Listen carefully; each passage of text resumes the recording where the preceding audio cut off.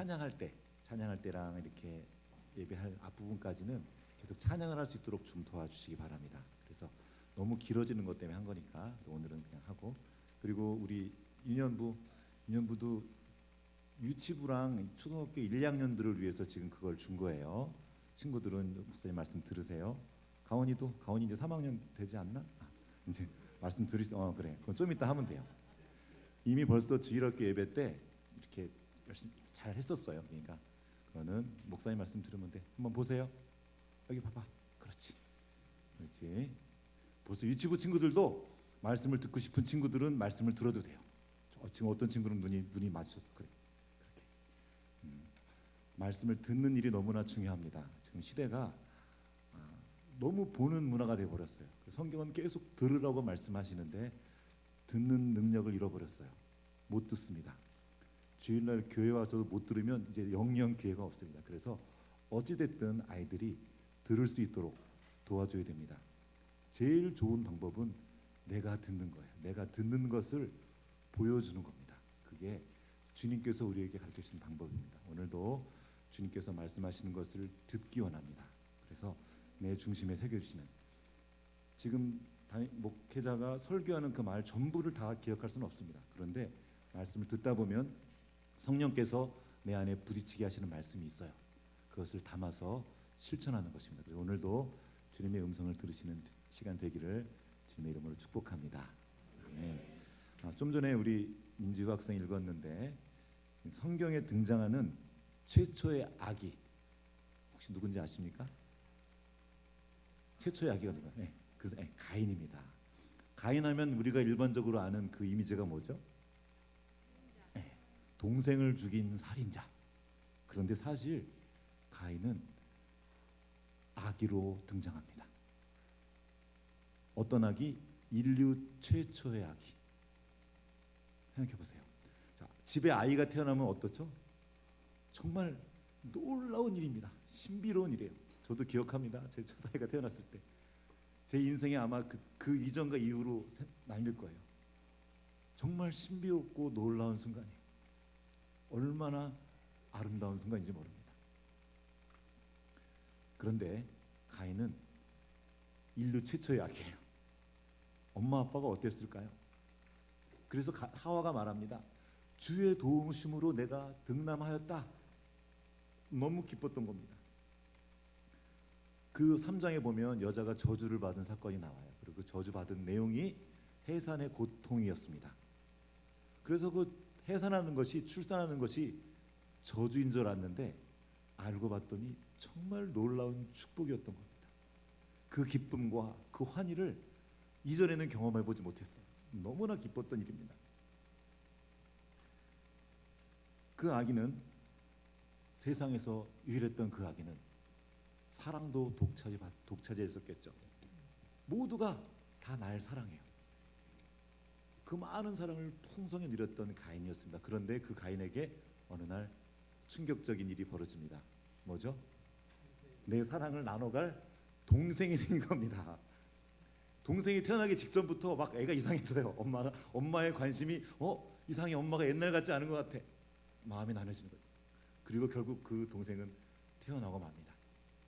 그 자세한 얘기는 성경에 기록되어 있지 않아요. 그리고 갑자기 이제 성경에 나와 있어요. 형님은 농사짓는 자가 되고 가인은, 아벨은 뭐가 됐죠? 양치는 자가 되었습니다. 그리고 그 내용도 자세히 나와 있지 않는데 갑자기 제사 이야기가 나옵니다. 그리고 거기서 하나님이 아벨의 제사는 받으셨는데 가인의 제사는 받지 않으셨다는 얘기로 이어집니다. 자, 창세기 4장에 제사 얘기가 나오는데요. 성경에 처음 나오는 제사 이야기입니다. 그리고 하나님이 두신 그 다음 세대가 태어나서 처음 한 일이, 하나님 앞에서 처음 한 일이 바로 제사 드린 일이었어요. 즉 예배한 일이었습니다. 그렇게 성경은 예배에 대해서 아주 중요하게 다루고 있습니다. 그런데 그 첫 예배가 약간 이상해요. 왜 하나님이 아벨의 제사는 받으셨는데 가인의 제사는 받지 않으셨던 걸까? 그날 거기에서 무슨 일이 있었던 것일까? 요 이야기를 우리 김예리 전사님께서 좀 나눠주도록 하겠습니다.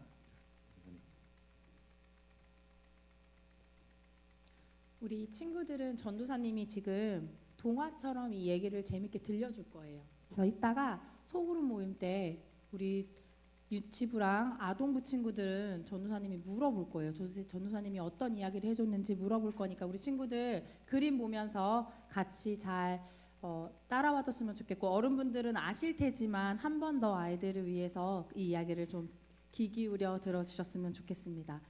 아담과 하와는 하나님께서 따먹지 말라는 한 선악과 열매를 따먹고 아름다운 에덴 동산에서 쫓겨나게 되었어요.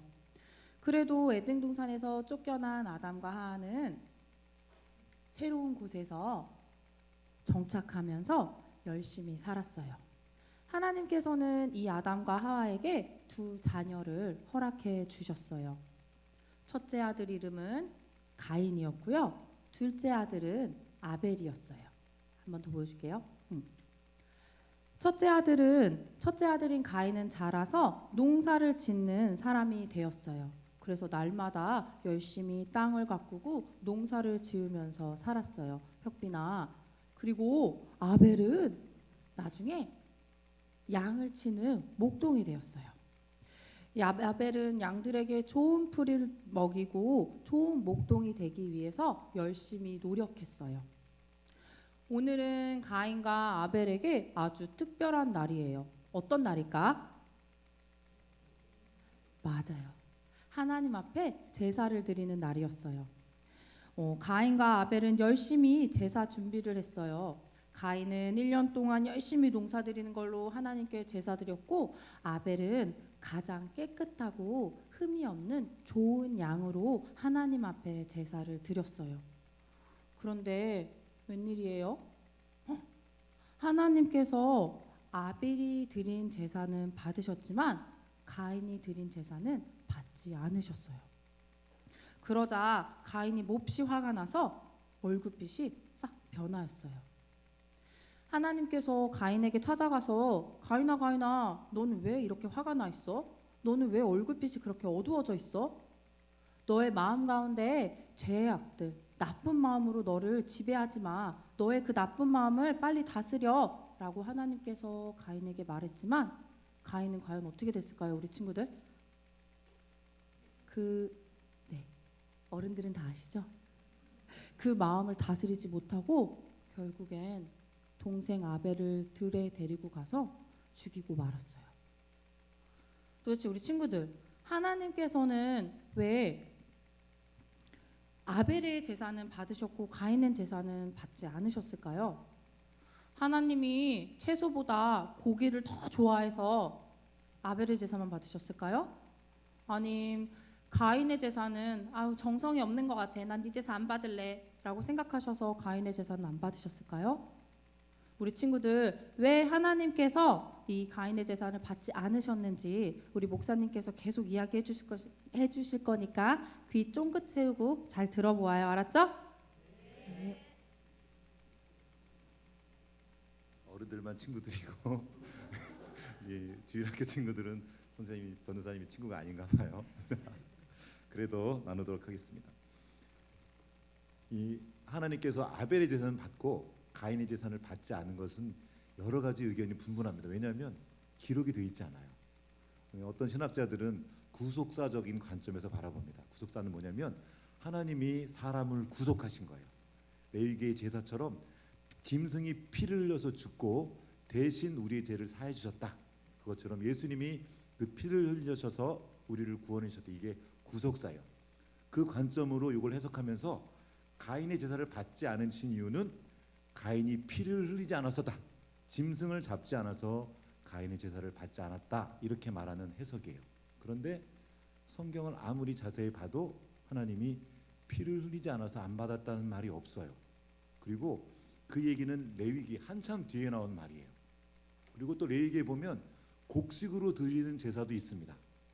그러니까 좀 그 말로는 다 해석이 안 됩니다. 뭔가 좀 부족한 것 같아요. 그렇다면 하나님은 도대체 왜 가인의 제사를 받지 않으신 걸까? 이거를 성경을 자세히 보면 그 단서를 찾아볼 수가 있습니다. 창세기 4장 4절과 5절 그 중간 부분에 한번 이런 말이 있어요. 여호와께서 한번 지금 성경을 보세요. 여호와께서 아벨과 그의 제물은 받으셨으나 가인과 그의 제물은 받지 아니하신지라. 이걸 한번 같이 읽어볼게요. 시작.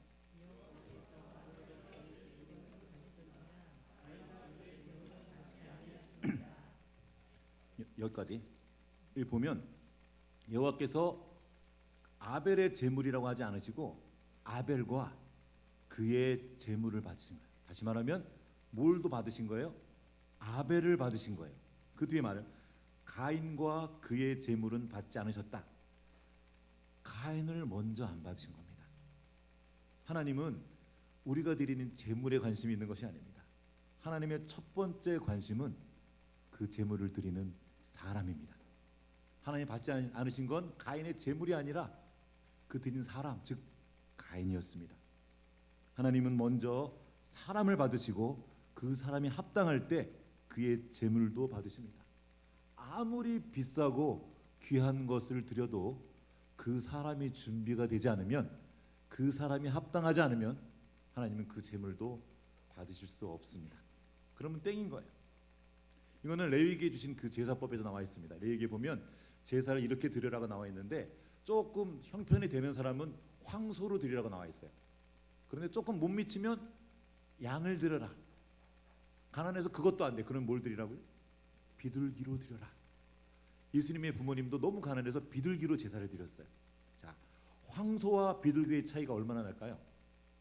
황소 가격 요즘에 얼마나 합니까? 한 마리에?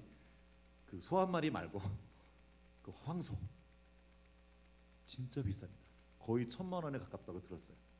이 황소와 비둘기의 차이가 엄청나죠? 우리는 그게 엄청난 차이처럼 보이지만 하나님은 상관이 없습니다. 황소든 비둘기든 드리는 사람이 온 마음과 뜻으로 제사를 드리면 받으시는 거예요. 하나님의 진짜 관심은 우리가 드린 제물이 아니라, 헌금의 양이 아니라 그 사람입니다. 하나님의 관심은 언제나 사람입니다. 하나님께서 가인의 제사를 받지 않으신 것도 같은 맥락입니다. 그 당시에 제사를 드린 그 당시에 가인의 상태가 하나님께 합당하지 않았던 거예요. 그리고 하나님은 그 가인을 받지 않으신 겁니다. 그 이후의 말씀을 통해 살펴볼 때 그 내용은 다 알 수 없어요.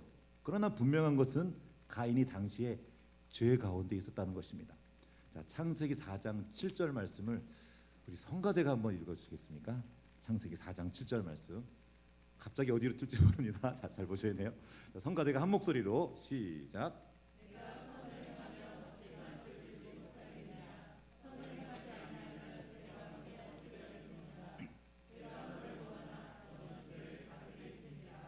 아멘. 이건 지금 제사를 드린 후에 가인이 막 화를 냈어요. 막 화를 내니까 안색이 변하고 하나님이 찾아가셔서 이 말씀을 해주신 겁니다. 네가 선을 행했으면 왜 낯을 못 들게 했느냐? 죄를 원하지만 죄가 너를 원하니까 너는 죄를 다스려라. 뭔지 모르지만, 내용은 모르지만 지금 가인은 죄 가운데 있었습니다. 하나님은 그걸 어떻게 알죠? 자, 우리는 사람이 어떤 행동을 하면 그것을 보고 판단합니다. 하나님은 우리가 아직 행동을 하지 않아도 그 마음속에 있는 생각부터 다 보고 계셔요. 그 안에 죄가 있는 거에 다 알고 계십니다. 창세기 6장 5절에 이런 말씀이 있어요. 여호와께서 사람의 죄악이 세상에 가득함과 그의 마음으로 생각하는 모든 계획이 항상 악할 뿐임을 보시고, 하나님은 그 생각 안에 있는 악한 것도 보고 계셔요. 하나님은 우리가 나쁜 짓을 한 뒤에야 악하다고 말하지 않습니다. 그 안에 있는 것까지 다 보고 그것을 드러내십니다. 오히려 그 중심에 있는 악한 것들을 보고 계시면서 그것이 드러나도록 해요. 왜냐하면 우리가 계속 내가 언제요? 난 안 그랬어요. 발뺌하니까 드러내십니다. 그날도 그랬던 겁니다. 그날 가인이 괜찮은 척하고 제사를 드렸는데 그 제사를 받지 않으심으로 가인 안에 있는 그 악한 마음을 드러내신 겁니다. 그걸 어떻게 합니까? 가인이 하나님이 제사를 거절한 이후에 가인의 반응을 보면 알 수 있습니다. 창세기 4장 5절부터 6절까지 이거를 함께 읽어보겠습니다. 창세기 4장 5절과 6절. 가인과 그의 제물 다 같이 시작. 가인과 그의 제물은 받지 아니하신지라.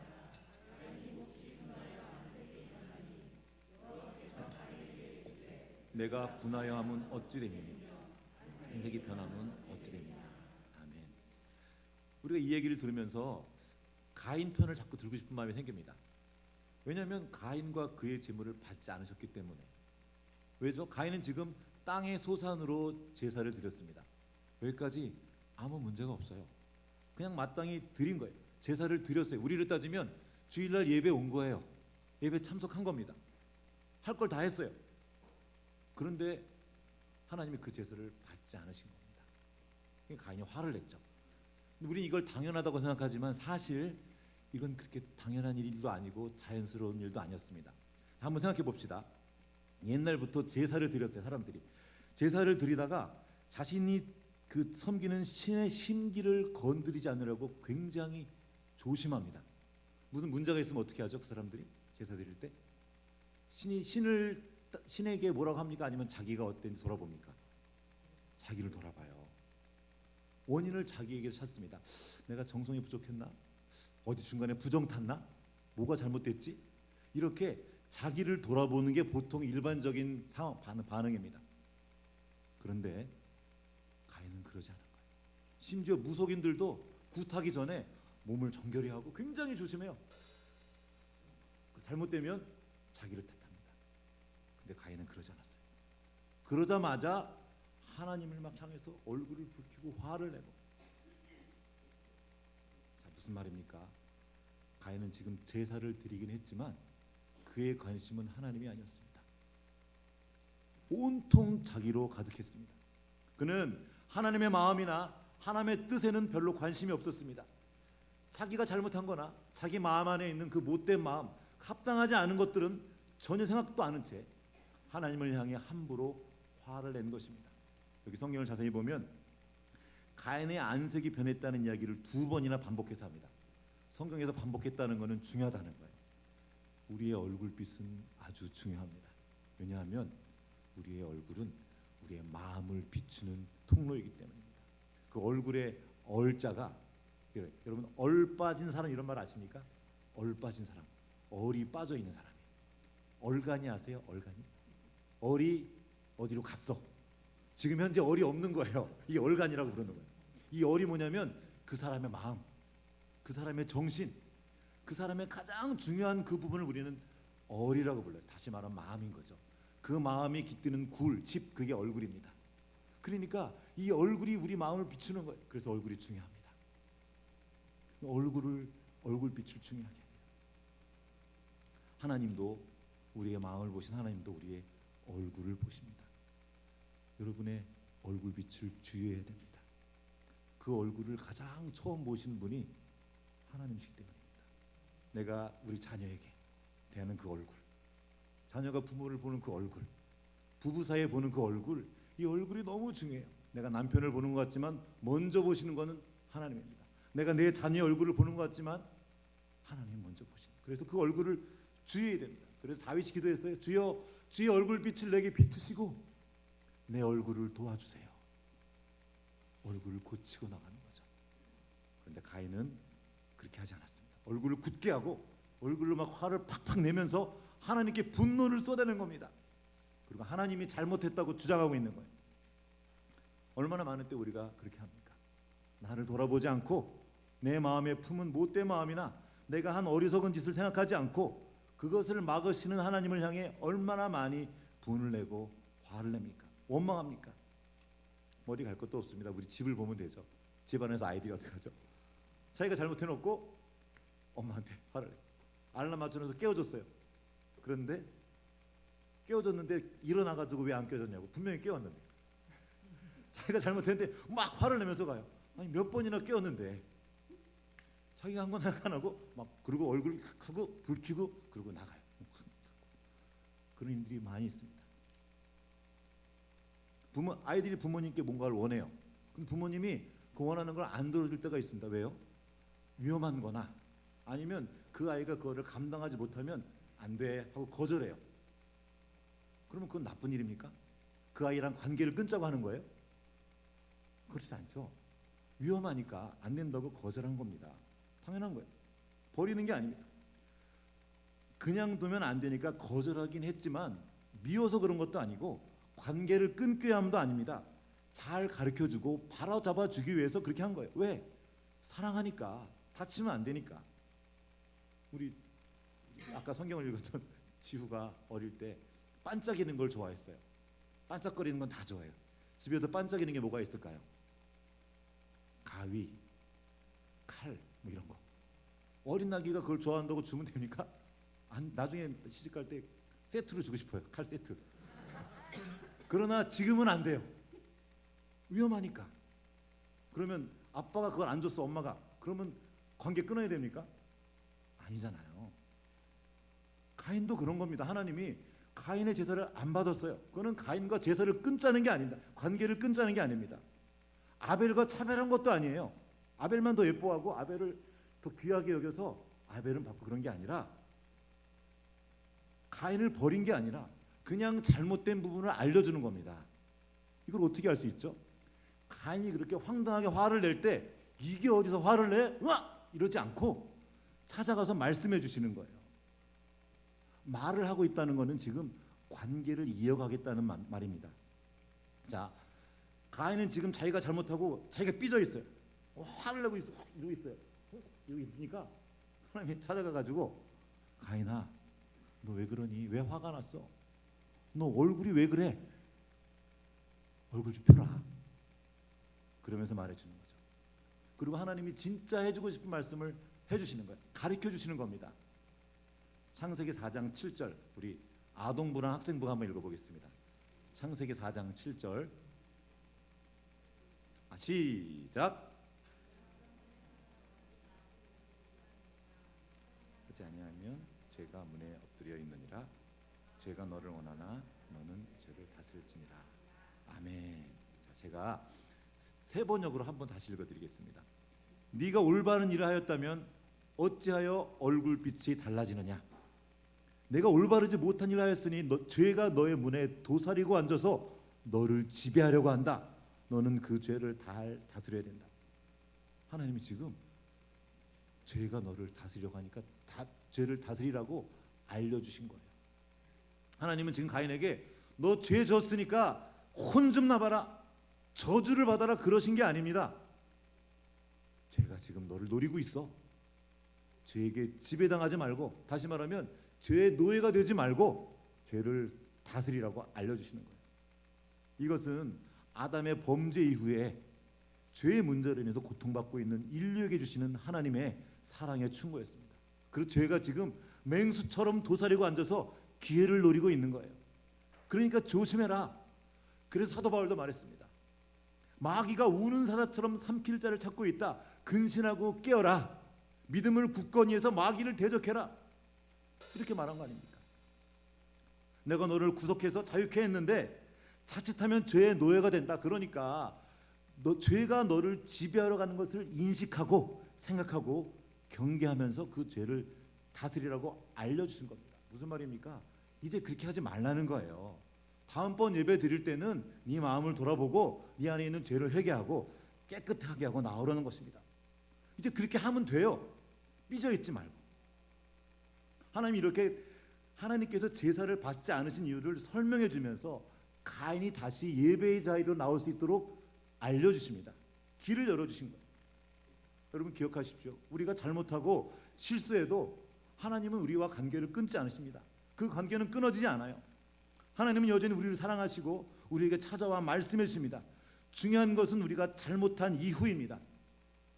하나님의 책망을 들은 뒤에 난 어떻게 살 것인가? 이게 더 중요한 거예요.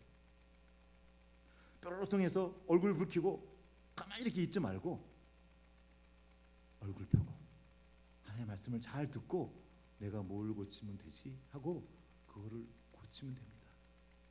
그 책망을 받는 거, 야단 맞는 게 실력입니다. 청소년들, 우리 아이들, 친구들 잘 들으세요. 야단 맞는 걸 아이들이 못해요. 야단 맞으면 막 그냥 얼굴 붉고 막 다 치울 것처럼. 제가 초중고등학교에서 아이들을 만납니다. 아이들이 야단 맞는 걸 못해요. 잘못했으면 거기에 대한 걸 말을 듣고 고치면 되는데 얼굴 붉히고 다 던져요. 진짜 위험한 상태까지 갑니다. 우리는 주님의 말씀을 하고 우리 아동부 친구들 다 외우고 있는 말씀인데요. 잠언 3장 11절과 12절 말씀 기억하고 있어 한번 해볼게요. 내 아들아 여호와의 징계를 경히 여기지 말라. 그 꾸지람을 싫어하지 말라. 대저 여호와께서는 그 사랑하시는 자를 징계하시기를 그 기뻐하는 아들을 징계한 같이 하시느니라. 주님께서 찾아와 책망하실 때 얼굴 붉히지 말고 주님 잘못했습니다 이렇게 회개하고 얼굴 고치고 주님 사랑 의지해서 다시 주님 앞으로 나아가면 됩니다. 그렇게 다시 나오라고 예배의 자리를 열어주신 겁니다. 맞습니다. 책망받는 것이 막 기분 좋은 일은 아니에요. 당시에는 속상하고 힘들 수도 있습니다. 그러나 그 꾸지람을 싫어하지 말고 단마음으로 받으며 고치고자 할 때 그 징계의 순간은 우리가 더욱 연단을 받고 의와 평강의 열매를 맺는 자리로 나아가는 절호의 기회가 되는 겁니다. 이게 히브리서 12장에 쭉 나와 있어요. 길게 해라. 강팍하게 하지 말고 들어라. 그러나 가인은 그 기회를 버렸습니다. 찾아오셔서 말씀해 주신 하나님의 말씀을 하나도 안 들었어요. 그는 하나님의 말씀이 아니라 하나님이 경계하신 그 죄를 선택했습니다. 하나님이 원하는 대로 하지 않고 죄가 원하는 대로 해줬어요. 스스로 판단자가 되어서 하나님도 판단하고 아벨도 판단하고 하나님을 원망했습니다. 그리고 여전히 자기의 생각과 자기 분에 가득 차서 가인은 동생 아벨을 들로 내보내서 쳐서 죽였습니다. 하나님께 대놓고 대적한 겁니다. 이 사건을 두고 사도 요한은 요한일서 3장 12절에서 이 사건을 이렇게 해석해 줍니다. 가인같이 하지 말라.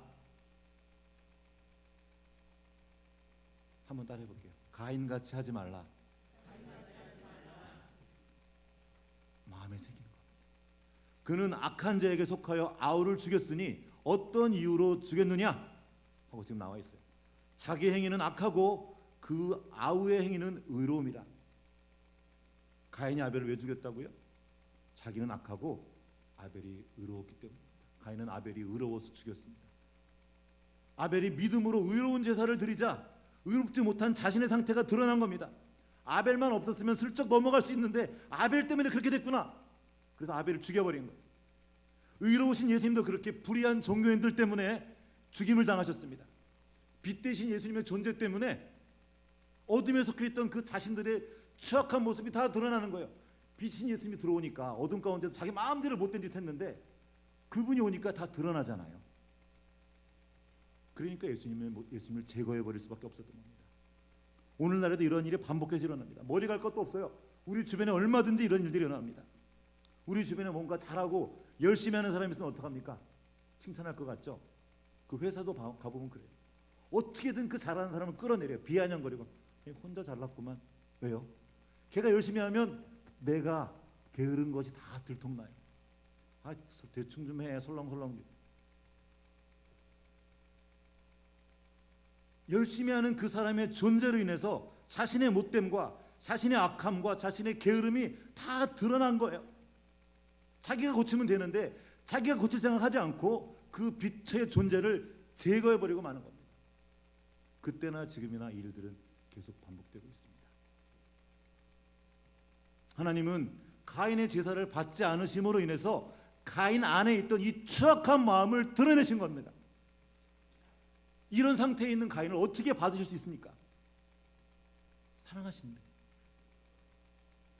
사랑받던 그 인류의 최초의 아기 가인은 이렇게 죄의 지배 속에서 살인자가 되고 말았습니다. 여러분 이쯤 되면 이제 그만 관계를 끊어도 되지 않겠습니까? 하나님의 그 간곡한 말씀을 다 듣고도 완전히 무시하고 보란듯이 동생 아벨을 죽여버렸습니다. 정말 너무 악하지 않습니까? 놀랍게도 하나님은 가인을 또 찾아가십니다. 그리고 너 왜 죽였어? 이렇게 따지지 않고 말합니다. 네 아우 아벨이 어디 있느냐? 네 아우 아벨이 어디 있냐? 무슨 말입니까? 가인이 다시 회개하고 자복할 기회를 주시는 거예요. 그런데 가인이 뭐라 그럽니까? 난 몰라요. 내가 아우를 지키는 자예요? 왜 나한테 물어요? 어떻게 이렇게 뻔뻔할 수가 있죠? 어떻게 이렇게 악할 수가 있습니까? 그런 하나님은 그런 가인에게 또 한 번의 긍휼을 베푸십니다. 당장 죽여도 시원치 않을 그 죄인을 살려주시고 새로운 기회를 주었는데도 가인은 여전히 자기의 죄를 깨닫지 못하면서 하나님께서 자기에 내린 그 저주가 너무 가혹하다고 우는 소리를 해요. 자기가 너무 불쌍하다는 거예요.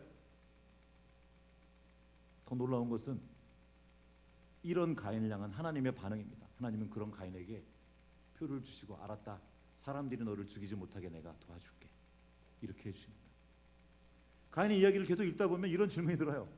하나님은 왜 이런 자에게 계속 은혜를 베푸시지? 하나님이 공의로우신 거 맞은가?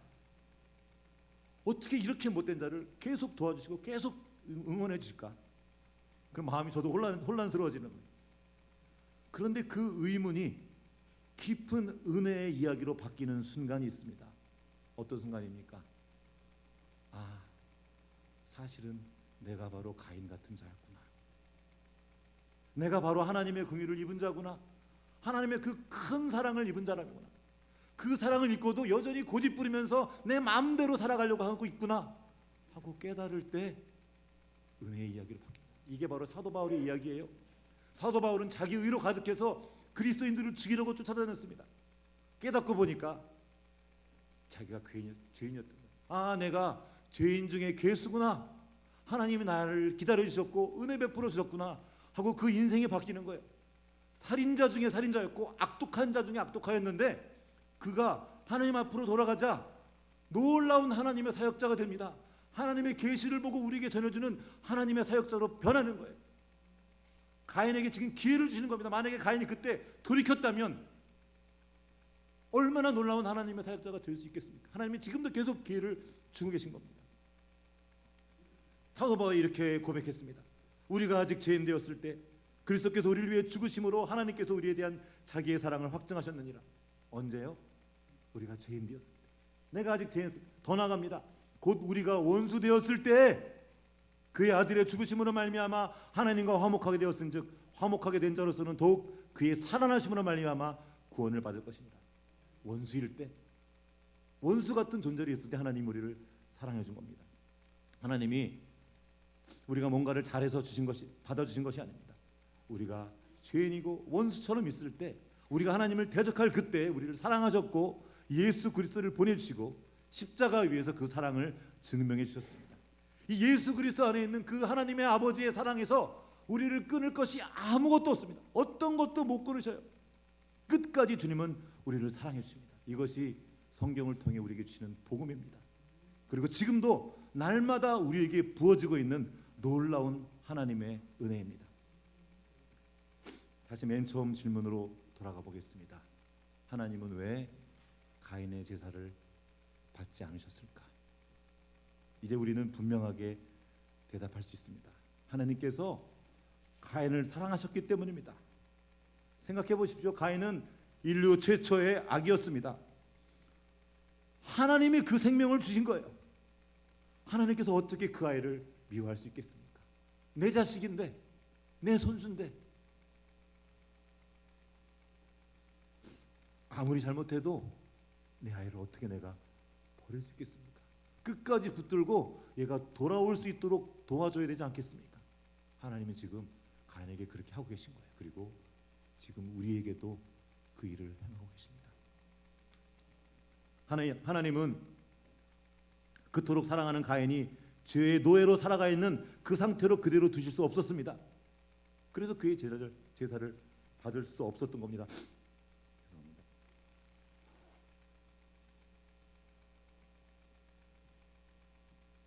하나님은 이제 가인을 그 죄로부터 자유케 해주시고 다시 하나님과의 온전한 관계를 회복하기를 원하셔서 그 제사를 받지 않으셨던 것입니다. 그리고 똑같은 이유로 우리에게 예수 그리스도를 보내셨습니다.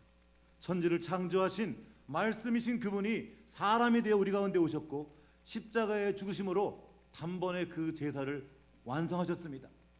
그렇게 죄로 인해 단절되어 있던 하나님과 우리의 관계를 회복하시고 화목하게 만들어 주셨습니다. 결코 저절로 얻어진 기회가 아닙니다. 예수 그리스도의 십자가의 순종을 통해서 얻어진 정말 놀라운 은혜입니다. 그렇게 회복된 하나님과의 만남의 자리, 그 만남의 자리가 바로 우리가 지금 드리는 예배의 자리입니다. 이 예배는 예물 좀 들고 와서 하나님과 거래하는 자리가 아닙니다. 이 거래는 이방 종교의 정신이에요. 이거 있으니까 복 주세요. 복채 드렸으니까 돈 복채 주세요. 무당이 말합니다. 복채가 좀 부족해. 그게 아니에요. 그건 그들의 얘기입니다. 내가 주일날 예배 드렸으니까 됐죠. 성경 오늘 읽을 분량 읽었으니까 됐죠. 이제 나머지는 내 마음대로 살게요. 주일 성수했으니까 나머지 6일은 내 마음대로 살게요. 이거는 기독교가 아닙니다. 이건 이방 종교입니다. 이건 예배의 마음이 아닙니다. 내가 헌금 이만큼 했으니까 됐죠. 나머지는 내가 내 마음대로 쓸게요. 이것은 예배의 마음이 아닙니다. 예배는 하나님께 순복하는 겁니다. 나를 살리시기 위해 당신의 모든 것을 부어신 하나님께 우리 또한 우리의 전부를 올려드리는 것입니다. 예배의 시간은 내 시간의 일부가 아니라 내 시간의 전부가 주님의 것이라고 선언하는 것입니다. 내 삶 전체의 주인이 하나님이심을 고백하고 거기에 엎드리는 거예요. 절한다는 것은 그런 뜻입니다. 예배, 절하는 거거든요. 예를 갖추어 엎드리는 것, 순복하는 것입니다. 항복한 거예요. 내 인생이 당신의 것입니다. 그래서 My Lord, 주님이십니다. 그게 그 말이에요. 주님이 나의 주인이심으로 나는 주님의 것입니다. 마음대로 하십시오. 나는 당신의 것입니다. 선언하는 거예요. 왜요? 주님이 우리에게 생명을 주신 분이기 때문입니다. 예수 그리스도의 목숨값으로 치르면서 나를 사셨기 때문입니다. 우리가 예배를 드린다는 것은 나의 소원 성취를 위해서 하나님을 이용하는 것이 아니라 하나님의 뜻을 이루기 위해 나의 온 삶을 내어드리기로 결정하는 것입니다. 이것이 예배이고 예배자의 삶입니다. 이렇게 말하면 어떤 분들은 생각해요. 너무 다 뺏기는 거 아니야? 이렇게 생각합니다. 아니에요. 오해입니다. 하나님은 우리에게 빼앗아 가려고 그러신 것이 아니에요. 가인을 끊어버리려고 제사를 거절하신 것이 아닌 것처럼 우리에게 예배를 주신 것은 더 주시기 위함입니다. 더 많이. 하나님을 가까이 함이 내게 복이라. 시편 14편 말입니다. 뭔가를 얻기 위해서 하나님께 가는 게 아니고 하나님께 가는 것 자체가 복입니다. 거기에 생명이 있고 지혜가 있고 능력이 있고 모든 복된 것들이 다 있습니다. 우리가 하나님께 엎드릴 때 하나님께서 예비하신 모든 복이 부어지는 겁니다. 그냥 쉽게 생각하면 설날 생각하시면 돼요. 우리 친구들 설날 세배하죠? 세배하면 뭐해요? 더 많이 받죠. 그 세배의 자리, 그 예배에 해당되는 히브리어 바라크라는 단어가 있습니다. 이 바라크가 뭐냐면 개처럼 엎드려 절하는 상태예요. 절이 바라크예요. 근데 이 같은 동사인데 시제가 바뀌면 축복이라는 단어로 바뀌어요. 예배와 축복은 같은 단어입니다. 예배가 곧 복입니다. 복 받는 거예요. 그 복을 주시려고 주님께서 우리를 예배의 자리로 인도해 주셨습니다. 온통 자기밖에 모르는 가인 같은 우리가 다시 어떻게 예배의 자리로 나아갈 수 있겠습니까? 예수 그리스도께서 그 일을 이루어 주신 거예요. 우리는 주님께서 이루신 그 놀라운 은혜를 믿음으로 다시 예배의 자리로 나아갈 수 있습니다. 이전에 어떤 죄를 지었어도 얼마나 많이 잘못했어도 주님께서 우리를 도와주신 걸 믿고 나아가면 됩니다. 돌이켜 아버지께로 나아오십시오. 이를 위해서 하나님께서 예수 그리스도를 보내주셨고 예수님께서 십자가를 지셨습니다.